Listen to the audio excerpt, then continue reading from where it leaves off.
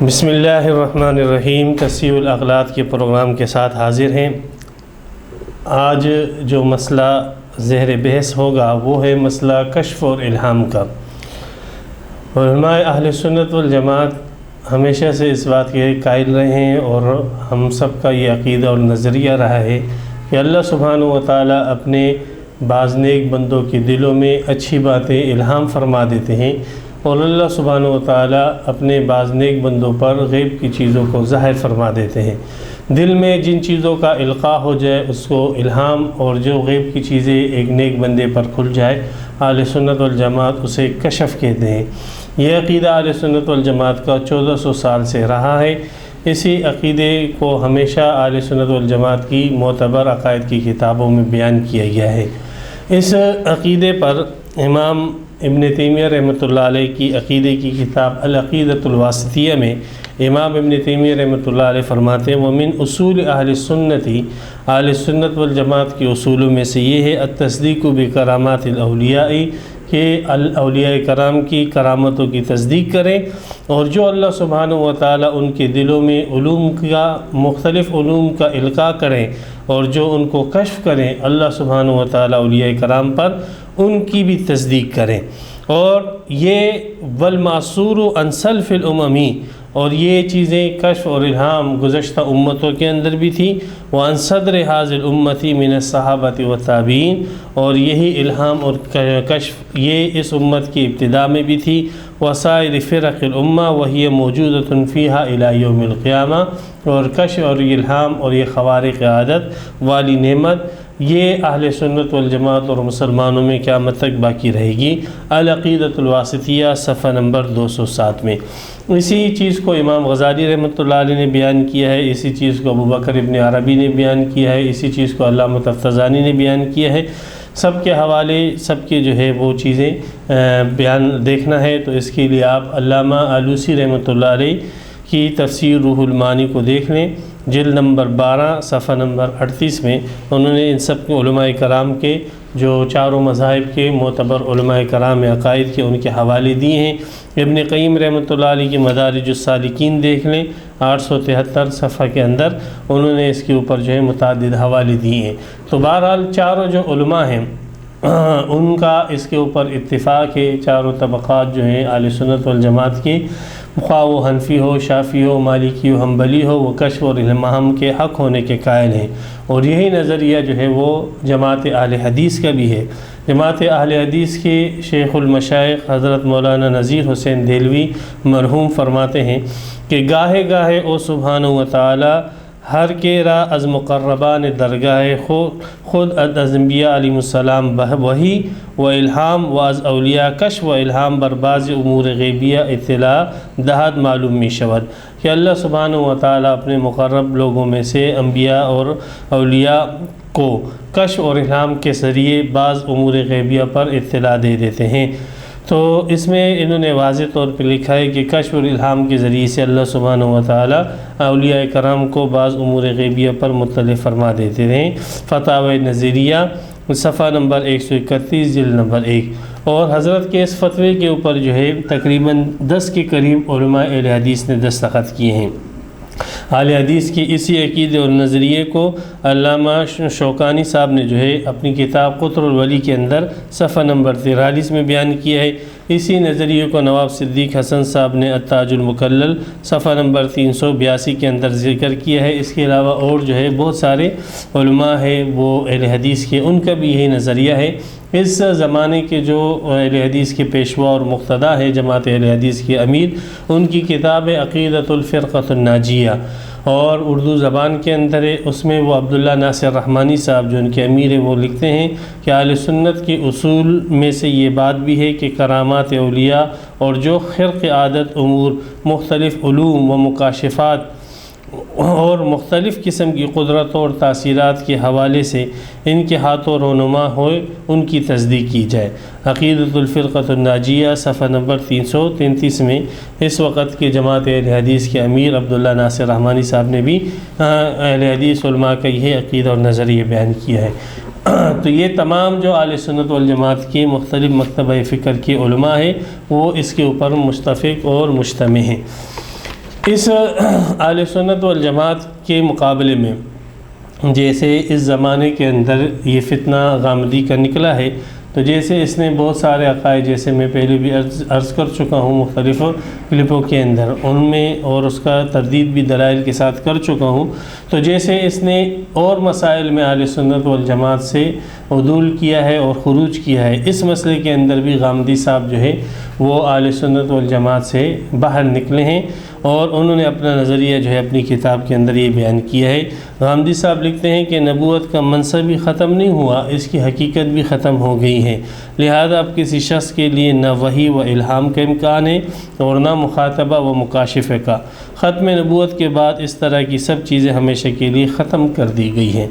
یہ جاوید احمد غامدی صاحب جو ہے انہوں نے اپنا یہ نظریہ لکھا ہے، اور یہ غامدی امت کی جو تورات ہے اور جو ان کی مذہب کی کتاب المیزان، اس کے صفحہ نمبر 150 کے اندر یہ حوالہ آپ دیکھ سکتے ہو، المیزان صفحہ نمبر 150 میں۔ غامدی صاحب نے مسلمانوں کے مقابلے میں یہ نظریہ جو ہے اپنی طرف سے ایجاد نہیں کیا، بلکہ در حقیقت انہوں نے یہ نظریہ جو چوری کیا تھا وہ غلام احمد پرویز سے چوری کیا تھا۔ غلام احمد پرویز یہ منکر حدیث کے سرغنہ اور ان کے امیر تھے، تو در حقیقت جاوید صاحب نے یہ نظریہ جو ہے غلام احمد پرویز سے اٹھایا تھا اور ان سے چوری کیا تھا۔ غلام احمد پرویز نے بھی کشف اور الہام کا انکار کیا ہے، اس کے لیے آپ دیکھ سکتے ہیں ان کی کتاب لغات القرآن صفحہ نمبر 579 کے اندر لغات القرآن میں انہوں نے جو ہے اس نظریے کو ذکر کیا ہے۔ اور غامدی صاحب جو خاتم النبیین کے معنی کی وضاحت کرتے ہیں، بعینی وہی وضاحت ہے جو کہ غلام احمد پرویز نے اپنی کتاب لغات القرآن کے اندر کی ہے، تو گویا کہ وہ سارا کا سارا چربہ انہوں نے وہیں سے لیا ہے۔ سابقہ زمانے میں یہ نظریہ معتزلاؤں کا تھا، جسے علامہ علوسی صاحب نے لکھا ہے اپنی تفسیر کے اندر، اور تفسیر کشاف کے اندر بھی سورہ جن کی تفسیر میں آپ کو یہ مل سکتا ہے۔ تو بہرحال غامدی صاحب کے نظریہ در حقیقت منکرین حدیث کا نظریہ ہے جو غامدی صاحب نے ان سے اٹھایا ہے، اور امت غامدیہ کے سامنے انہوں نے یہ نظریہ پیش کیا ہے۔ اہل سنت والجماعت کے دلائل کے کشف اور الہام حق ہے، اس پر بہت ساری حدیثیں ہیں جو تم نے جمع کی، تقریباً 100 کے قریب تو ہمیں حدیثیں ملی ہیں اس پر، اور اس کے علاوہ بھی قرآن مجید کی آیتیں بھی ہیں۔ اختصاراً کچھ حدیثیں میں آپ کے سامنے ذکر کر لوں گا وقت کی قلت کی وجہ سے۔ من جملہ ان حدیثوں میں سے ایک حدیث یہ ہے، حضرت ابو امامہ رضی اللہ تعالیٰ عنہ فرماتے ہیں کہ رسول اللہ صلی اللہ علیہ وسلم نے فرمایا اتقوا فراست المؤمن فإنه ينظر بنور اللہ، مومن کی فراست سے ڈرو، بے شک وہ اللہ کے نور کے ذریعے سے دیکھتا ہے۔ یہ حدیث المعجم الاوسط کے اندر ہے، صفحہ نمبر 271 جلد نمبر 2 حدیث نمبر 3254 ہے۔ اس حدیث کے متعلق علامہ حسنی فرماتے ہیں کہ اسنادہ حسن۔ اس حدیث کے متعلق عبدالعزیز فرحاوی فرماتے ہیں والحق انہ صحیح۔ اس حق کے حدیث کے متعلق علامہ سیوطی فرماتے ہیں انہ صحیح۔ قاضی شوکانی صاحب فرماتے ہیں حدیث حسن۔ نبراس صفحہ نمبر 108 اور قطر الولی علی حدیث الولی صفحہ نمبر 286 اور صفحہ نمبر 412 کے اندر۔ یہ حدیث جیسے حضرت ابو امامہ رضی اللہ تعالیٰ عنہ سے مروی ہے، اسی طریقے سے یہ حدیث حضرت ابو سعید خدری سے بھی مروی ہے، ترمذی شریف جلد نمبر 2 صفحہ نمبر 145 میں۔ اسی طرح یہ حدیث عبداللہ ابن عمر سے بھی مروی ہے، اسی طرح حضرت ثوبان رضی اللہ تعالیٰ عنہ ان سے بھی مروی ہے۔ اس کے لیے آپ دیکھ سکتے ہیں تفسیر ابن کثیر صفحہ نمبر 732 جلد نمبر 2۔ تو اس میں جو یہ کہا گیا کہ مومن کی فراست، یہ 4 حدیثیں ابو امامہ، ابن عمر، حضرت ثوبان، ابو سعید خدری رضی اللہ تعالیٰ عنہ کی، اس حدیث میں جو فراست کے مومن سے کا ذکر آیا ہے، اس کے متعلق جو ہے علامہ مبارک عبد الرحمن مبارک پوری اہل حدیث عالم لکھتے ہیں کہ اس سے مراد یہی اطلاع علی ما فی الضمائر، اس سے مراد اللہ سبحانہ و تعالیٰ دلوں کی باتوں پر اولیاء کرام کو مطلع فرما دیتے ہیں کہ اللہ سبحانہ و تعالیٰ کرامتاً جو ہے نیک لوگوں کو ان پر آگاہ کر دیتے ہیں۔ یہی معنی جو ہے علامہ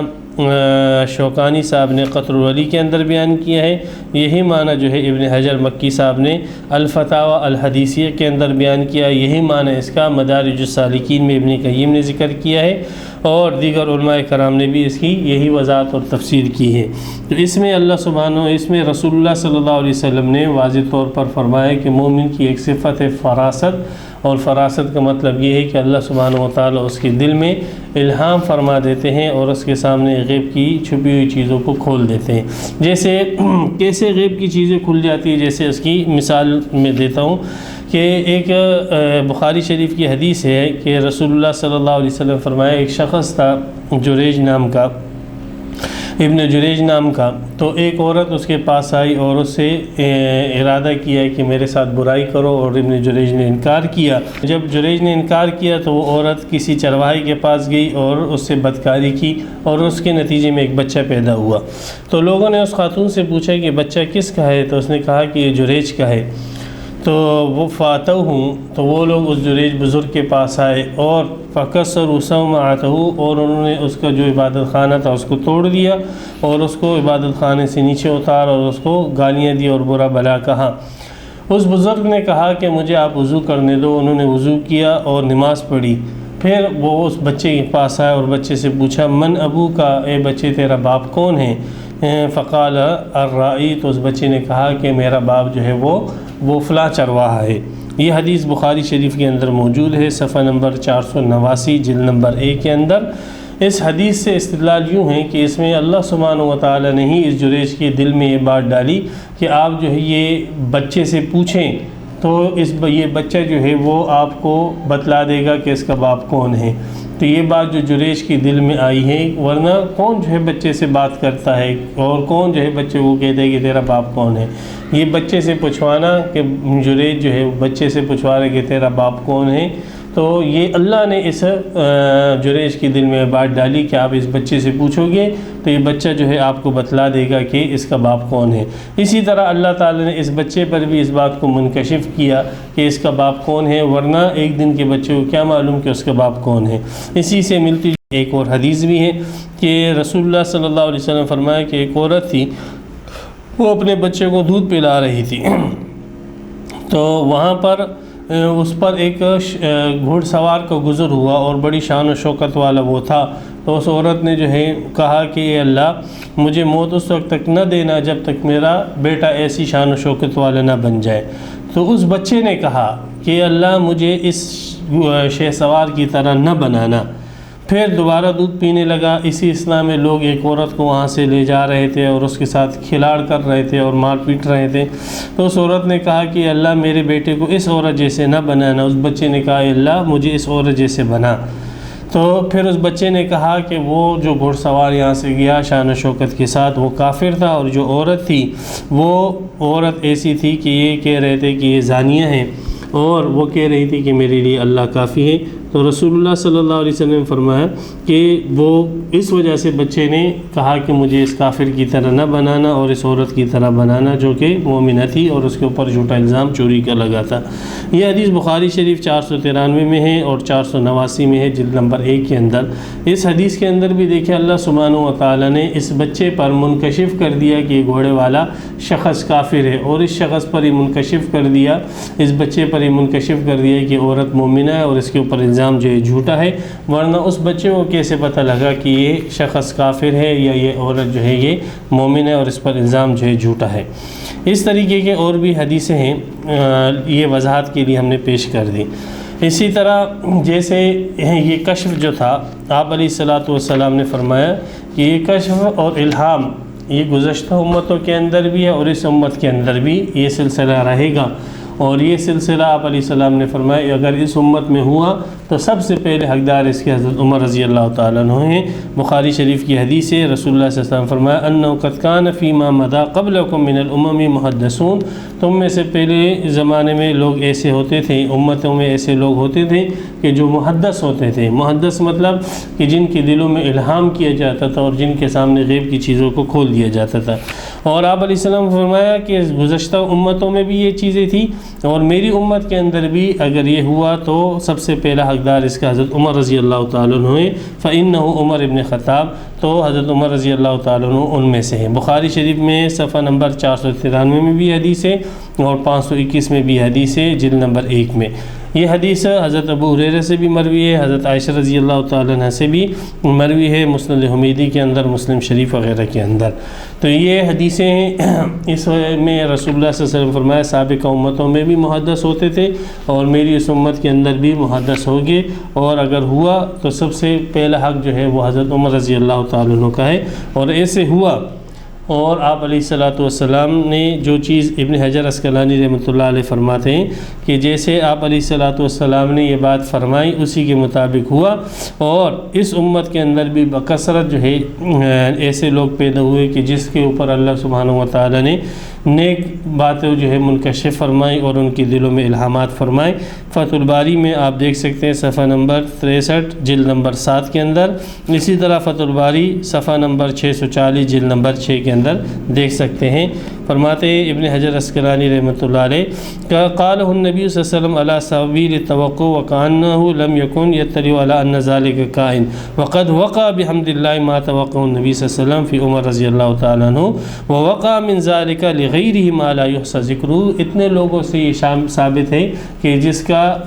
عدد بھی ہم گنتی میں نہیں لا سکتے ہیں، یہ ابن حجر عسقلانی کے الفاظ ہیں۔ اس کی ایک نظیر میں پیش کرتا ہوں کہ جیسے حضرت عمر رضی اللہ تعالیٰ عنہ ایک مرتبہ اپنے دور خلافت میں خطبہ دے رہے تھے،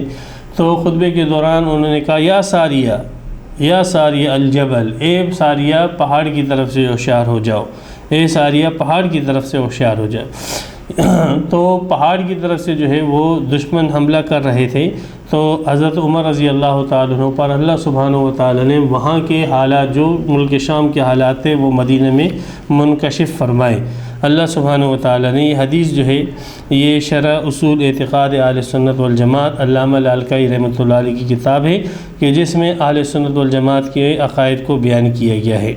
تو اس میں حضرت عمر رضی اللہ تعالیٰ عنہ پر حالت جنگ منکشف ہوئی، اور ساریہ رضی اللہ تعالیٰ عنہ کی کرامت بھی ہے کہ ان پر حضرت عمر رضی اللہ تعالیٰ عنہ کی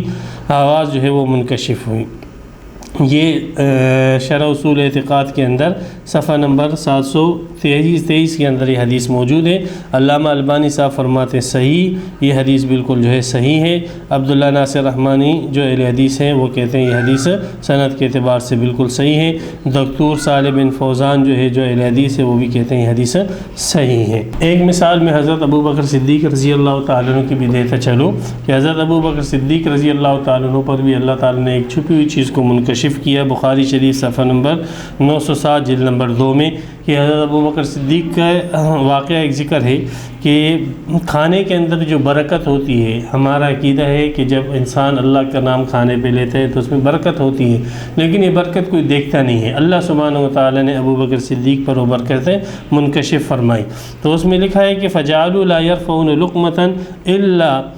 إِلَّا رَبَتْ مِنْ أَسْفَلِهَا أَكْثَرُ مِنْهَا، کہ جو بھی لقمہ اٹھاتے تھے اس کے نیچے سے دوسرا لقمہ جو اس سے زیادہ اور بڑا ہوتا وہ نکل آتا تھا اور پیدا ہو جاتا تھا۔ تو کھانے کی یہ برکت اللہ سبحانہ و تعالیٰ نے ابو بکر پر منکشف فرمائی، اور حضرت ابو بکر صدیق رضی اللہ تعالیٰ عنہ کی یہ کشف جو ہے بخاری شریف صفحہ نمبر 907 جلد نمبر 2 کے اندر ہے۔ اسی طریقے سے حضرت ابو بکر صدیق رضی اللہ تعالیٰ عنہ جب مرض الموت میں مبتلا تھے تو آپ نے حضرت اپنی بیٹی حضرت اسماء سے فرمایا، حضرت عائشہ کی روایت ہے کہ جب نبی اکرم حضرت ابو بکر صدیق جو ہے مرض الموت میں مبتلا تھے تو حضرت عائشہ رضی اللہ تعالیٰ عنہ سے فرمایا کہ مجھے لگتا یہ ہے کہ میری بیوی کے پیٹ میں جو بچہ ہے یہ بیٹی ہے۔ فرمایا وذات بطن ابنۃ خارجہ فقد القی فی روعی انہا جاریہ، میرے دل میں یہ الہام کیا گیا ہے کہ یہ بچی ہے، لہذا فاستوصی بہا خیرا، آپ لوگ اس کے ساتھ اچھائی کا برتاؤ کرنا۔ تو فولدت ام کلثوم، تو انہوں نے جو بچی جنی تو اس کا نام ام کلثوم رکھا گیا۔ یہ حدیث جو ہے الطبقات الکبریٰ کے اندر جو امام محمد ابن سعد ابن منی کی کتاب ہے اس کے اندر صفحہ نمبر 103 اور 104 میں جلد نمبر 3 کے اندر، اور متعدد حدیث کی کتابوں کے اندر بھی یہ موجود ہے۔ عبداللہ ناصر رحمانی وغیرہ نے اسی حدیث سے استدلال کیا تھا کہ کشف اور الہام جو ہے وہ حق اور سچ ہے۔ اسی طریقے سے حضرت اسید ابن حضیر رضی اللہ تعالیٰ عنہ پر فرشتوں کا منکشف ہو جانا بخاری شریف صفحہ نمبر 750 جلد نمبر 2 کے اندر ہے۔ اسی طریقے سے حضرت صحابہ کرام کے اوپر جو ہے وہ ایک غیبی آواز کا منکشف ہو جانا، یہ دلائل النبوت بیکی کے صفحہ نمبر 185 جلد نمبر 7 وغیرہ کے اندر ہے۔ اس قسم کی بہت ساری حدیثیں ہیں جو میرے پاس یہاں پر مندرج ہے، جو میں نے عرض کیا کہ تقریباً 100 کے قریب حدیث ہے۔ حضرت خبیب رضی اللہ تعالیٰ عنہ کے اوپر جب وہ قید میں تھے کافروں کے، تو اللہ سبحانہ و تعالیٰ اللہ سبحانہ و تعالیٰ کی طرف سے ان کے پاس ایسے پھل آتے تھے جو بے موسم پھل ہوتے تھے، تو بے موسم پھلوں کا اللہ سبحانہ و تعالیٰ ان کے اوپر ظہور فرما دیتے۔ صحیح بخاری کتاب الجہاد والسیر صفحہ نمبر 428 جلد نمبر 1 کے اندر ہے۔ تو اس قسم کے پھلوں کا ظاہر ہو جانا ان کے اوپر، یہ سارے کے سارے کشف اور الہام ہیں جو اللہ سبحانہ و تعالیٰ اپنے نیک بندوں کے اوپر ظاہر کر دیتے ہیں۔ تو اسی طرح یہ کشف الہام جیسے ان حضرات کو ابو بکر کو ہوا، عمر کو ہوا، عبداللہ ابن عباس کو ہوا۔ حضرت عبداللہ ابن عباس رضی اللہ تعالیٰ نے اپنے شاگرد اکرمہ سے کہا کہ مجھے لگتا یوں ہے کہ تو جو ہے وہ ڈوبے گا، غرق ہوگا۔ تو حضرت ایک تو یہ بات انہوں نے کہی، اور دوسری یہ کہا کہ تو بھگوڑا بنے گا۔ تو انہوں نے کہا میں بھگوڑا تو بن گیا، اب مجھے دوسری چیز کا انتظار ہے کہ میں ڈوبوں، اور ہوا بھی ایسے کہ حضرت اکرمہ جو ہے وہ ڈوبے۔ یہ ساری چیزیں ایسی ہیں کہ جو اہل سنت والجماعت ان کی بنا پر اس نظریے پر پہنچے کہ یہ بالکل حق اور سچ ہے، اور اللہ سبحانہ و تعالیٰ کی طرف سے اہل ایمان کو علم کا ایک ذریعہ ہے جو اس کو ملتا ہے۔ پھر اس کے بعد جو محدثین اور مفسرین ہیں اور جو فقہاء اور اولیاء کرام ہیں وہ سارے کشف اور الہام کے قائل رہے ہیں۔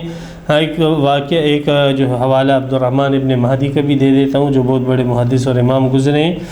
فرماتے ہیں کہ معرفت الحدیث الہام، حدیث کی پہچان کا جو علم ہے یہ الہام ہی ہے۔ اگر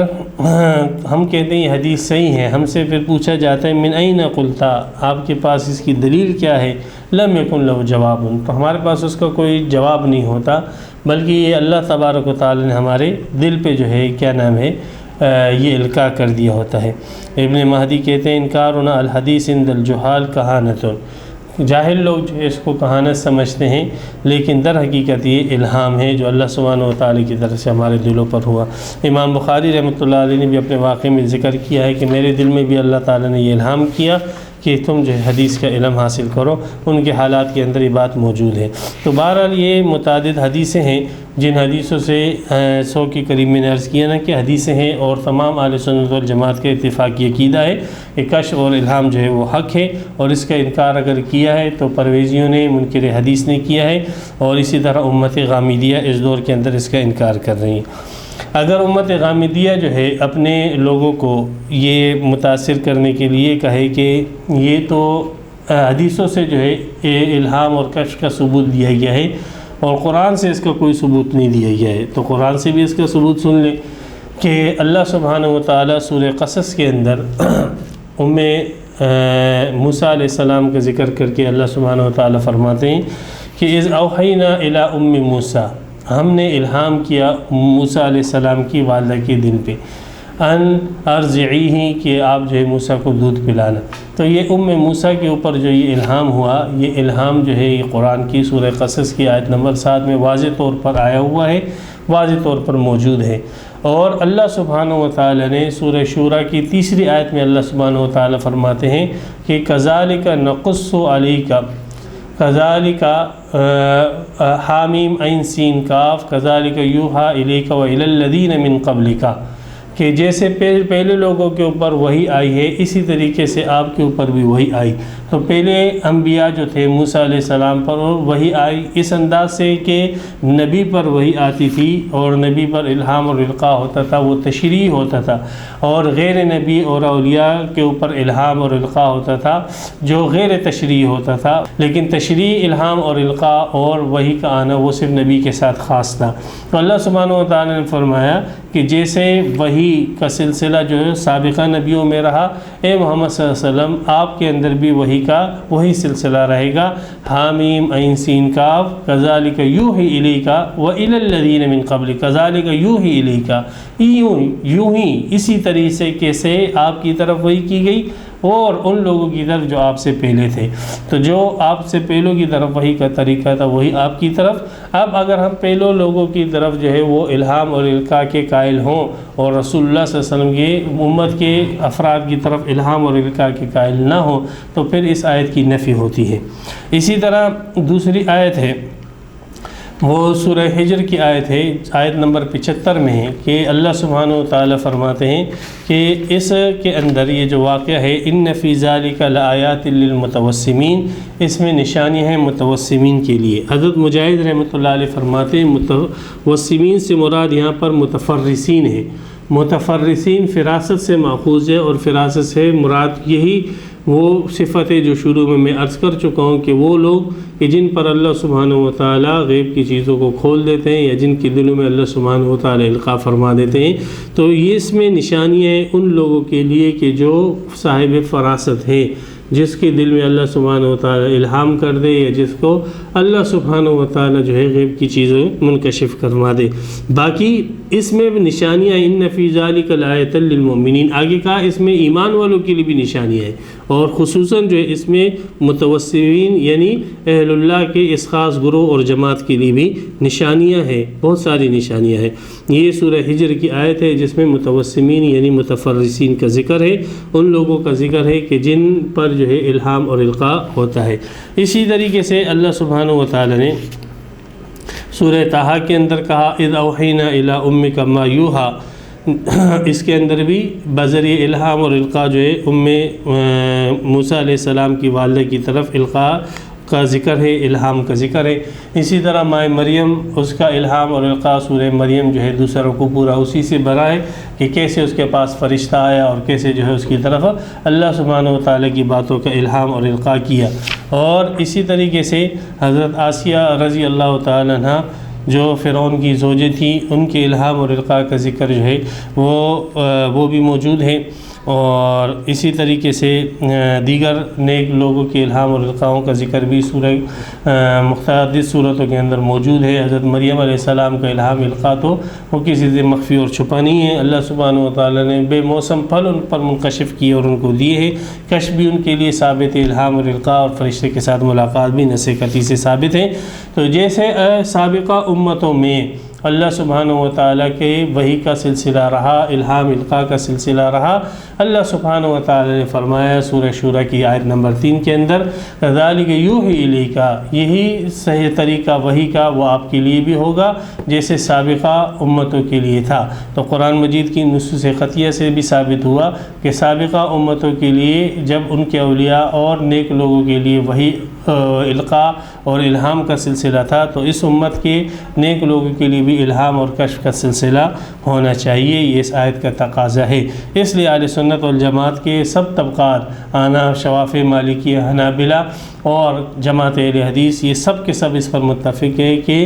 الہام اور کشف جو ہے وہ حق ہے، حدیثوں سے اور قرآن کی نصوص سے ثابت ہے، اور امت غامدیہ اس کی منکر ہے اور ان کے اس انکار پر ان کے پاس کوئی دلیل نہیں ہے۔ اصل میں یہ شخص یہ ایسا گمراہ آدمی ہے کہ یہ گمراہی کی بات اس انداز سے کرتا ہے کہ لوگوں کو اس کی گمراہی سمجھ میں نہیں آتی ہے۔ یہ اصل میں فنڈ لینا چاہتا ہے ان سے، یہ جو جماعت ہے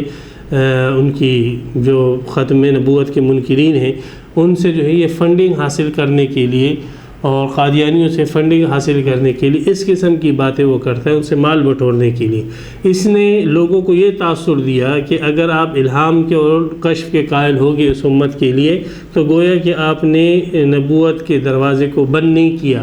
نبوت کی مہر آپ نے بند نہیں کی اور نبوت کا دروازہ آپ نے کھلا رکھا۔ تو گویا کہ یہ ان قادیانیوں کے منہ میں ایک لقمہ دینا چاہ رہا ہے کہ اگر قادیانی صاحب جو ہے وہ نبوت کے منکر ہیں تو تمہارے اہل سنت والجماعت کے سب علماء نبوت کے منکر ہیں، ختم نبوت کے منکر ہیں، اس لیے کہ تمہارے سارے کے سارے اہل سنت والجماعت کے علماء الہام اور کشف کے ثبوت کے اور وجود کے قائل ہیں۔ تو اگر اور کشف اور اس الہام جو یہ وہی ہے تو جب غلام احمد قادیانی اگر اس وحی کے بقا کو ماننے کی وجہ سے جو ہے وہ کافر ہے، تو پھر تمہارے علماء بھی اس وحی اور کشف اور الہام کے بقا کے ماننے کی وجہ سے کافر ہونے چاہیے۔ تو یہ وہ لقمہ ہے جو یہ گمراہ آدمی جو ہے ان قادیانیوں کے منہ میں دینا چاہتا ہے، اور یہ لوگوں کو یہ تاثر دے رہا ہے کہ یہ جو اہل سنت والجماعت کے علماء کا یہ عقیدہ ہے کہ وہ لوگ کشف اور الہام کے قائل ہیں، یہ در حقیقت نبوت کے دروازے کو کھولنا ہے۔ تو یہ اس کی جہالت ہے۔ نبی پر جو وحی آتی ہے وہ صرف وہ تشریح وحی ہوتی ہے، اور جو غیر نبی پر القاء ہوتا ہے اور جو غیر نبی پر جو ہے وہ کشف ہوتا ہے وہ تشریح نہیں ہوتی ہے۔ ایک واضح فرق ہے، وہ شریعت کا ایک حصہ بنتی ہے اور وہ اس نبی کو حکم ہوتا ہے کہ وہ آگے پہنچائے، امت اس کی اتباع کے اور اس کی پیروی کے جو ہے مقلد ہوتے ہیں، اور ان کے اوپر لازم ہوتا ہے کہ وہ اس نبی کی بھیجی ہوئی اس تشریح وحی کو مانے۔ اگر نہیں مانیں گے تو ابدی عذاب کے مستحق ہوں گے، بخلاف جو ہے غیر نبی اور غیر نبی کا وحی اور غیر نبی کی القاء اور غیر نبی کے الہام اور کشف کہ وہ کوئی تشریعی چیز نہیں ہوتی ہے، وہ ایک غیر تشریعی چیز ہوتی ہے۔ ایک آیت کی وضاحت ہو جاتی ہے، ایک بات کی وضاحت ہو جاتی ہے، ایک چیز کو اللہ سبحانہ و تعالیٰ اس پر کھول دیتے ہیں، کسی غیب کی چیز کو اس کے اوپر منکشف کر دیتے ہیں۔ امت کے اوپر ان چیزوں کا نہ ماننا واجب، نہ تسلیم کرنا لازم، بلکہ یہ ایک علمی فائدہ ہوتا ہے جو اللہ سبحانہ و تعالیٰ کی طرف سے امت کو دیا جاتا ہے۔ تو نبی کی وحی اور اولیاء کرام کے الہام اور کشف کے اندر زمین اور آسمان کا فرق ہے، لیکن اس گمراہ آدمی نے جو ہے اپنی امت کو گمراہ کرنے کے ساتھ ساتھ قادیانیوں کی خدمت کرنے کے لیے ان دونوں کو ختم کرنے کی کوشش کی ہے۔ اللہ سبحانہ و تعالیٰ تمام اہل ایمان کی اس فتنے سے حفاظت فرمائے، اور امت غامدیہ کو اللہ سبحانہ و تعالیٰ ہدایت دے کہ وہ اس